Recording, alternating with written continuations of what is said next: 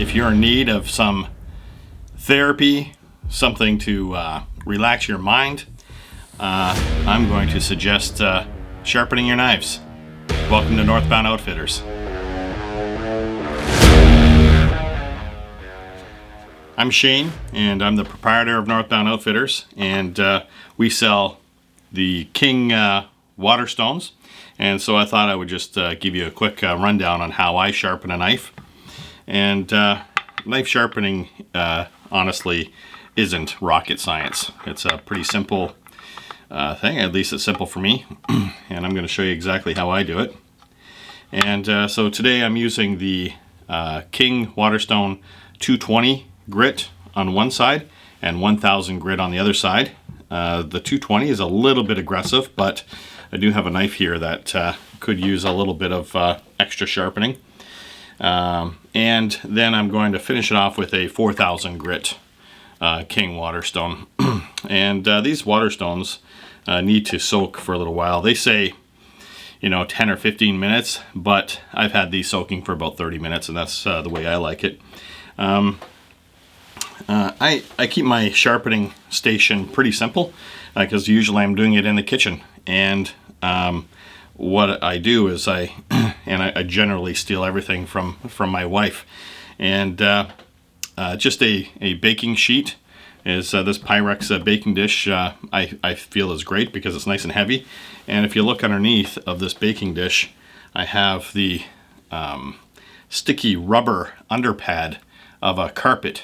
So if you were to throw an area rug down and you wanted to stop it from slipping, that's what I cut and I use underneath of my dish, and it just doesn't move.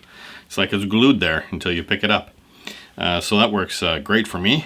And so today I have my double-sided sharpening stone I'm going to start with, and I have the King sharpening stone holder, and that just fits there.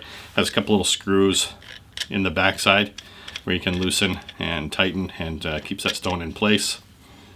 And it doesn't have to be super tight. Nothing has to be overdone sharpening a knife. And I just make sure there's some good water on that. And even though it's been soaking for this long, you'll see, if you were to look close, and I don't know if you can see in the camera, you'll see that stone suck the water in. And so let's start with just this Whetstones classic kitchen knife. This is stainless steel, and stainless steel is harder to sharpen than carbon steel. So I'm just gonna, everything I do is wet. And there's a lot of really great YouTube videos for sharpening knives. I'm not making this to be a knife sharpening professional. I'm just giving you a quick demonstration about our King Waterstones and how I sharpen my own personal knives. So I'm not claiming to be an expert by any means, but there is a YouTube channel, and it's called Burrfection. Burr as in a burr, like a burr that gets stuck to your leg when you're out walking through the field. Burrfection, and that guy is great. He is a professional knife sharpener, and if you want to really learn how to do it, I suggest going to find him. But anyway, so I just have this. Every knife has this little bevel on the on the sharp side, and so I do everything by hand. I don't measure anything, and basically I find that I can kind of feel it, and I just kind of start at the tip, and I'm keeping my fingers out of the way. And this is a pretty aggressive stone. This is 220 grit. This is sharper than, or more aggressive than probably what you would typically use. I think normally, for a knife that didn't need any healing, that just needed to be sharpened, you would start with 1000 grit, and then 4000 grit, and 6000, 8000 if you wanted to get that mirror polish. I wasn't really going after a mirror polish. I don't know if I care that much about these knives, but So what I'm doing is I'm pushing it and I'm putting pressure on the back side, but no pressure on the front side. And the objective is to create a little micro burr along the edge of that blade. And we'll strop that off after. And what I mean by that is we'll strop it off using the whetstone. I don't plan on stropping it off using it with a piece of leather or anything like that. So maybe, you know, I don't know how many times, 10, 12 times.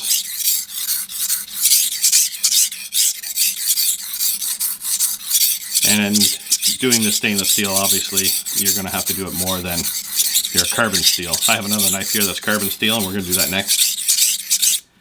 And you can see this little slurry that's developing on that knife. And now I'm going to do the other side. And the other side, I just turn the knife around and I find that edge.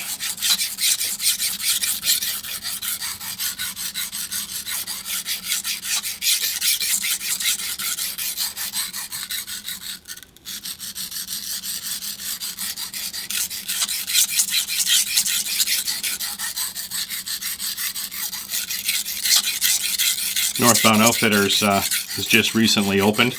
We've been working on it for some time, over the past year. And we were planning on opening up a little later on this year, but you know, we've had some extra time with the COVID-19 and allowed us to get things done a little faster. But we have some really great products coming in. You know, certainly we sell some absolutely beautiful knives from Hella. These are outdoor knives, hunting knives, everyday purpose knives, carry around belt knife.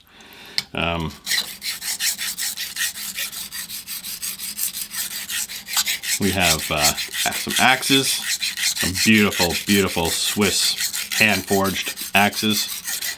We have the Abbey, it's a forest axe, hatchet. We have some saws from Silky. Silky's from Japan, makes some really great stuff, by the way. I think that's I have a huge burr on that. I can feel that for sure. I think I'm gonna just kind of maybe take that off a bit, and I'm just kind of pushing that forward. And you know, so I can feel that micro burr, and you know, do you have to feel that micro burr? I don't know. I've sharpened before where I had no micro burr whatsoever, and my knives still were very sharp. I don't know if I just didn't notice or what the case was, but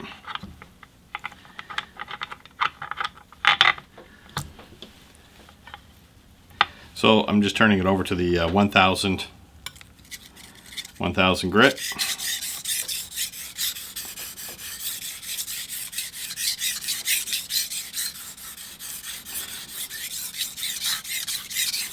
And you know, sharpening stones or sharpening knives is honestly, I could do it all day. That first stone was pretty aggressive. You could hear how aggressive that was. But this one is starting to be a little more fluid.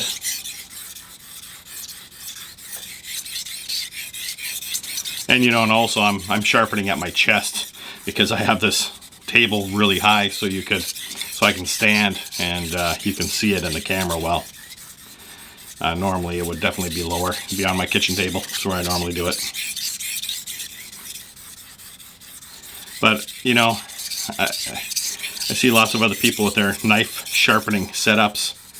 I'm a really simple kind of guy. I like things to work. I like quality things, and if you check us out at Northbound, so that's northbound-outfitters.com, you'll see that the products we have on our website are quality products. We're not into selling anything that's, you know, if you were going to head out on a hike, you know, 10-20 miles into a bush or something like that and have something fail on you. That's not what we're about. And if you'll see. Just check out our website and you'll see that the stuff we have there, it's some pretty amazing products. And this King Waterstone is an example.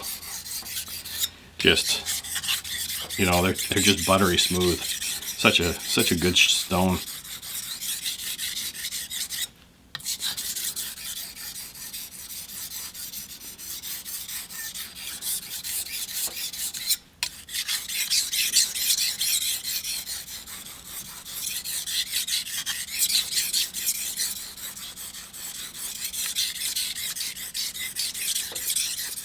We have a line of backpacks coming in. They're not on the website yet, but Mammut out of Sweden. They're some of the world's finest backpacks, and these are for the serious backpacker. I got a little micro burr on one side. I think I'm going to just kind of take that off a bit. I don't know, maybe I should be leaving it on. So when I'm taking off a burr, so normally I'm pulling my knife back, no pressure on the front side, pressure on the back side, no pressure on the front side, pressure on the back side. That creates that burr. And if I am going to take a burr off on that side, putting pressure on the front side, not on the back, pressure on the front side, not on the back, pressure on the front, not on the back. That's how I do it. No one has ever taught me how to sharpen a knife. It's just my own discoveries. And honestly, I've never wrecked a knife. So you know, if I can do it, anybody can do it. So there's that King 4000 grit. This is a nice stone.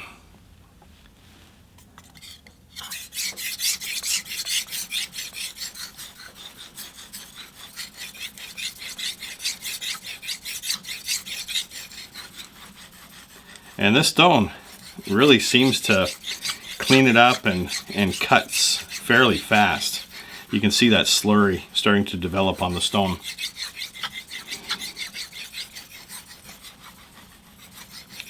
And you can even hear how it's a little softer sounding, smoother.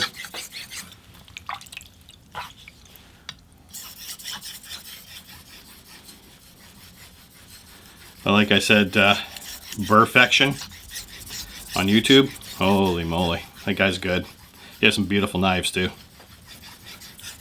If you're a chef, you want to watch Burrfection.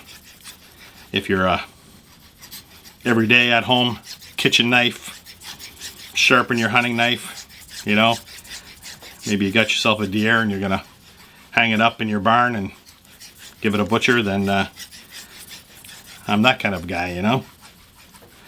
Burrfection, he's doing Japanese sushi knives and that sort of thing.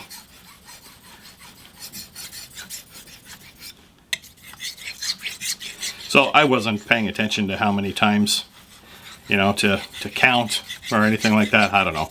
I just do whatever feels good. And I think that's a pretty sharp knife.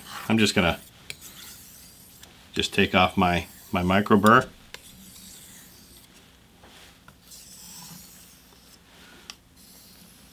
And I'm only calling it a micro burr because that's what Burrfection calls it.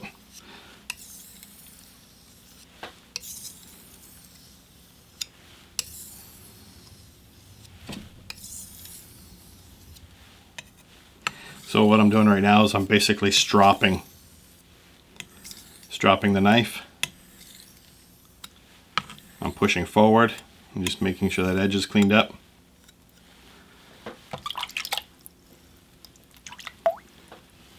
And I don't know, let's see how it cuts. So sometimes I use paper to give you that example, but I think today I'll just move this over, toss a board on here, and I brought a tomato. I'll cut off the bottom so it stays, and so I'm not even holding that tomato,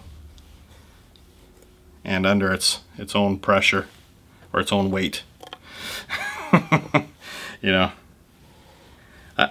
I'm literally just, that's a sharp knife. I don't know, pretty amazing, pretty simple. So that's oh, there's one kitchen knife I'll put back up on the magnet.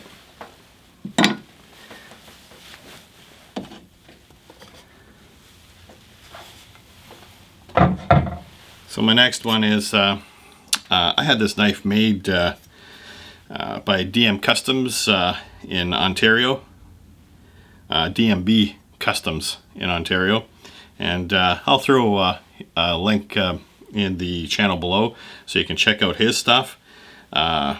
He made that from scratch, forged the blade. This is a pretty knife, and you can see the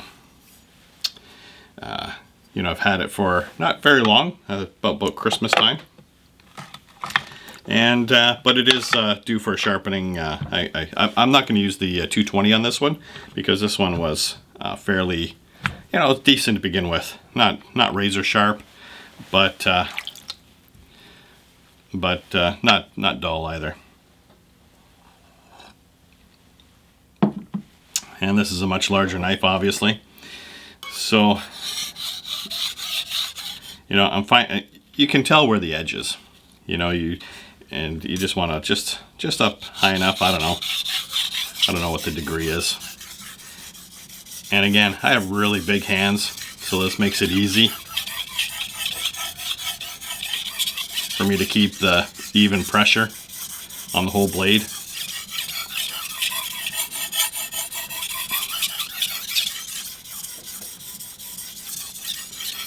Definitely want to keep your fingers out of the way.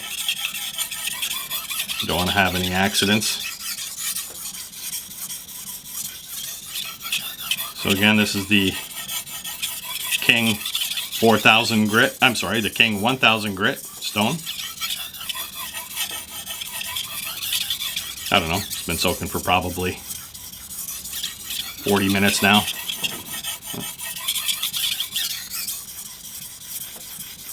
And this is carbon steel. You don't have to take the time to sharpen carbon steel like you do stainless steel.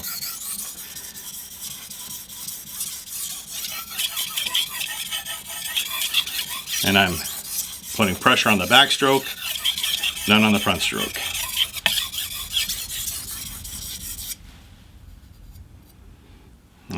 That's cleaning up pretty good.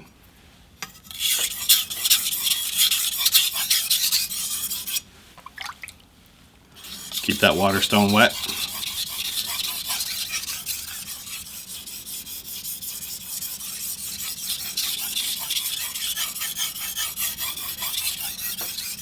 I'm sure there'll be lots of opinions on how to do things, but ultimately, if I can cut a tomato like that, I think I'm doing all right. Am I wrecking my knives? I don't know. I don't think so. They look pretty darn good to me.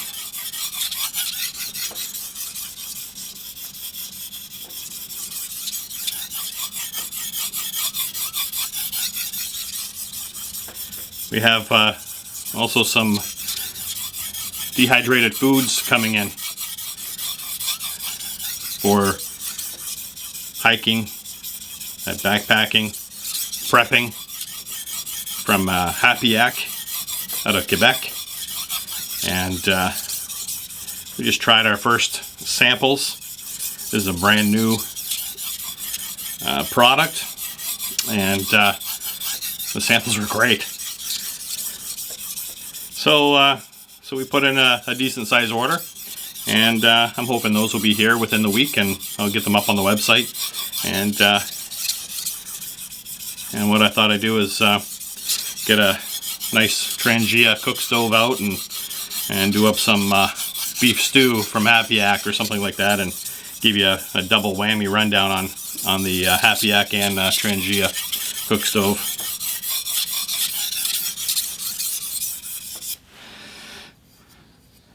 Wow, you know, that looks pretty amazing.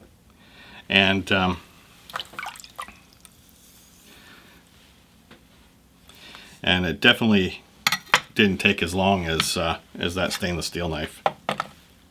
Plus, I'm skipping the 220 grit.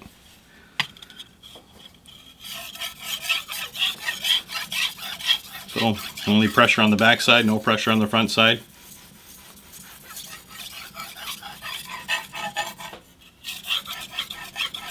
You gotta make sure we keep the pressure on the stone so I don't cut the side of my stone. You can cut these stones, by the way.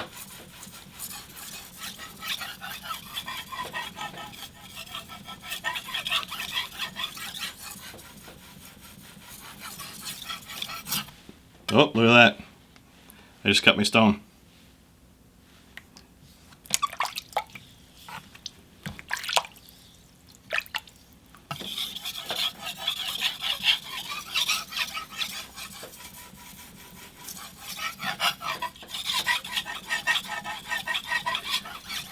I'm probably sharpening this a little too high. You know, I need to be a little lower. My hands need to be a little lower, but then you're not going to see so well. All I'd be staring at is my stomach. Believe me, I don't want that. You don't want that.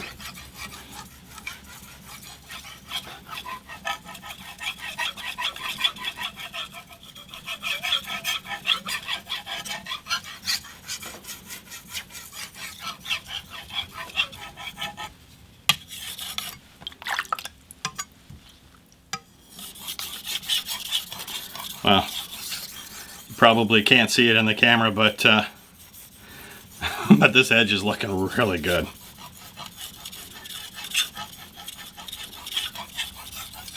It's looking like the day I got it.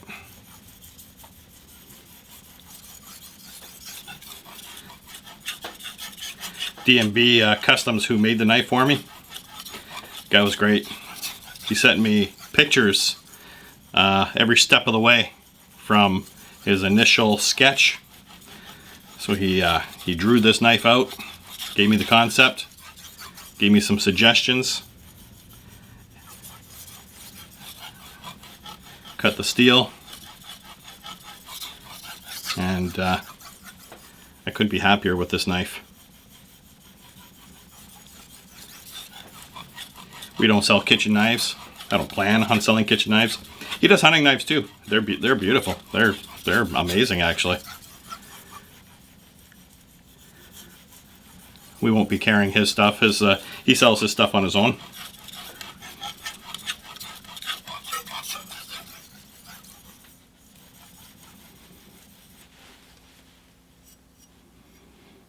I don't know. It's looking pretty darn good.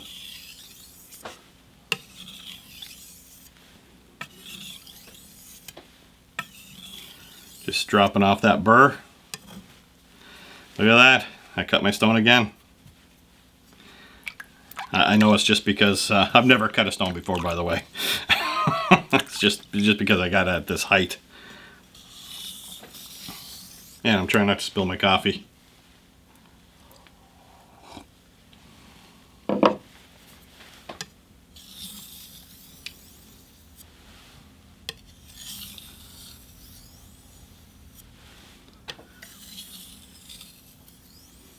It is about 7 a.m. here in southern Ontario, by the way.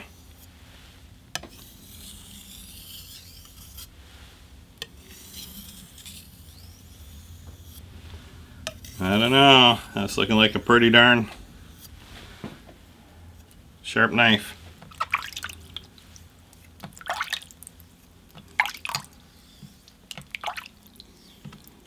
Well, let me get my towel. You know, the difference with carbon steel, I like carbon steel. But it does take a little bit of care. You can't just wash it and leave it wet because it will rust. And so typically I wash it and I'm periodically putting some olive oil on it, just as a little bit of a coating if I'm going to put it away for a little while. And that is a little patina that develops. Patina develops on stainless steel as well, but you'll really see it starting to develop on carbon steel. And that's the sign of a good knife. So let's get our tomato back up here, and let's see what happens. Just without even touching that tomato, I wonder if I can just take off just a skin.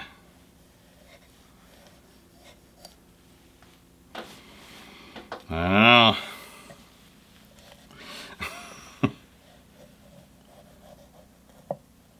It almost just falls through the tomato.